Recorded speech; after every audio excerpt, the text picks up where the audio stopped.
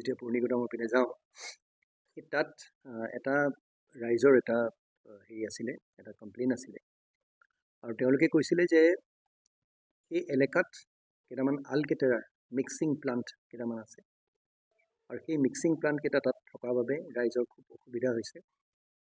বাৰম্বাৰ কোৱা সত্ত্বেও তেওঁলোকে কোনো কেৰেপকে কৰা নাই আৰু সেই আলকেটেৰা মিক্সিং প্লাণ্টকেইটা, বিটুমেন মিক্সিং প্লাণ্টকেইটা থকাৰ কাৰণে এটা কদৰ্যময় পৰিৱেশৰ সৃষ্টি হৈছে। ৰাইজৰ স্বাস্থ্যৰ ক্ষেত্ৰত এটা খুব ডাঙৰ প্ৰভাৱ এটা পৰিছে। প্ৰায় 40% লোকৰ একেধৰণৰ হাওঁফাওঁৰ বা উশাহ লওঁতে কষ্ট পোৱা বা হাৰ্টৰ বেমাৰ হৈছে আৰু হয়তো খুব কম ঘৰ বাচি গৈছে। সেইটো এটা খুব গুৰুত্বপূৰ্ণ এটা দিশ। লগতে আপোনাৰ গোটেই তাৰ লেতেৰা আৱৰ্জনাবোৰ, যোনটো ৱেষ্ট মেটেৰিয়েল বুলি কয় যোনখিনি ওলায়, সেইখিনি কলঙত পেলাই দিছে। দুটা হেৰি, ফায়াৰ ছেফটিৰ ক্ষেত্ৰত, অগ্নি নিয়ন্ত্ৰণৰ ক্ষেত্ৰত কোনো তেওঁলোকে ব্যৱস্থা লোৱা নাই। অসমৰ বাহিৰৰ পৰা বহুত লেবাৰ লৈ আনিছে, সেইটো বাৰু আমাৰ ক'বলগীয়া একো কথা নাই, কিন্তু তেওঁলোকে যোনটো পৰিৱেশত তেওঁলোকক ৰখা হৈছে সেইটো এটা কদৰ্যময় পৰিৱেশ। পলিউশ্যন কণ্ট্ৰল বৰ্ডৰ পৰা কোন কাহানিতে তেওঁলোকৰ এটা পাৰ্মিশ্যন আছিলে, সেই পাৰ্মিশ্যন তেওঁলোকে ৰিনিউ কৰা নাই। মই আচৰিত যে পলিউশ্যন বৰ্ডৰ আমাৰ নগাঁও অফিচে এতিয়ালৈকে সেইষাৰ কথা উপলব্ধি কৰা নাই বা তেওঁলোকৰ দৃষ্টিগোচৰ হোৱা নাই। তেওঁলোকে আমাক এখন চিঠি দিয়া বুলি কৈছে আজি প্ৰায় কেইমাহমানৰ আগতে। অকল চিঠি দিলেই নহ'ব, আজি তেওঁলোকৰ আমি তৎপৰতা আমি ফিল্ডত দেখিব লাগিব। আৰু পলিউশ্যন কণ্ট্ৰল এটা বৰ্ড অফিচ থকাতকৈ আজি মই ধৰি লওক চেয়াৰমেন ডাঙৰীয়াৰ লগত মই কথা পাতিছোঁ, তেওঁ খুব সুন্দৰ আমাক ৰেছপন্স দিছে আৰু তেওঁ ইতিমধ্যে যি একশ্যন ল'লে পলিউশ্যন কণ্ট্ৰল বৰ্ডৰ পৰা সেই কাগজখনো আমালৈ পঠিয়াই দিছে, তেওঁক আমি ধন্যবাদ জনাইছোঁ। কিন্তু নগাঁৱৰ পলিউশ্যন কণ্ট্ৰল বৰ্ডটোত মই বিশেষভাৱে ক'ব বিচাৰোঁ তেওঁলোকৰ কৰণীয় কিন্তু বহুত আছে। সমান্তৰালভাৱে যিসকল ব্যক্তিয়ে ধৰি লওক আমাৰ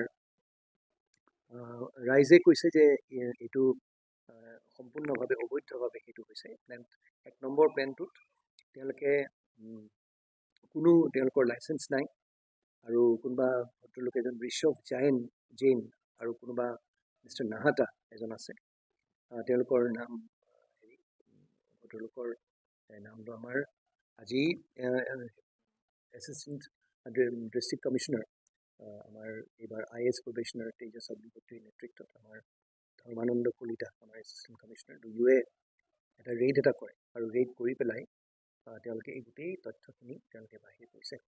ইতিমধ্যে এই 3টা প্লাণ্ট বন্ধ কৰি দিয়া হৈছে আৰু আমি ভাবোঁ যে পলিউশ্যন বৰ্ডে, কণ্ট্ৰল বৰ্ডে তাৰ বিহিত ব্যৱস্থা ল'ব আৰু জিলা প্ৰশাসনৰ তৰফৰ পৰা আমি যোনখিনি ব্যৱস্থা ল'ব লাগে সেইটো ল'ম।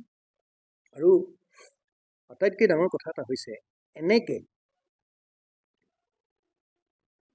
জনসাধাৰণ থকা এটা এটুকুৰা জেগাত বুৱতী নৈ এখনত গোটেই লেতেৰা বস্তুবোৰ পেলাই দিছে। এই বস্তুবোৰ কেনেকৈ কৰিব পাৰিছে? নগাঁৱত সেই বস্তুটো হ'বলৈ দিব নোৱাৰি। আৰু কলংখন ইতিমধ্যেই বহুতো নিকৃষ্ট মনোবৃত্তিৰ মানুহে তেওঁলোকৰ টয়লেটবিলাক, তেওঁলোকৰ বহুতো তেনেকুৱা পেলনি যোৱা বস্তুবোৰ, বহুতো নলা আমি দেখাওঁ, নলা নৰ্দমা কলংখনত পেলাই দিয়া হৈছে। আজি কলংখনক লৈ কলংপৰীয়া বুলি প্ৰতিজন নগঞে আজি তেওঁলোকে গৌৰৱবোধ কৰে।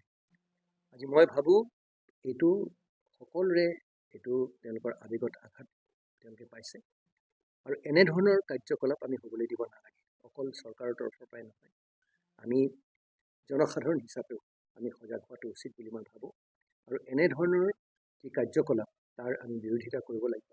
আৰু জিলা প্ৰশাসন আমি প্ৰতিশ্ৰুতিবদ্ধ, আমি আমাৰ পৰিসীমাৰ ভিতৰত থাকি যিখিনি কৰিবলগীয়া আছে আমি কৰি আহিছোঁ আৰু কৰিম।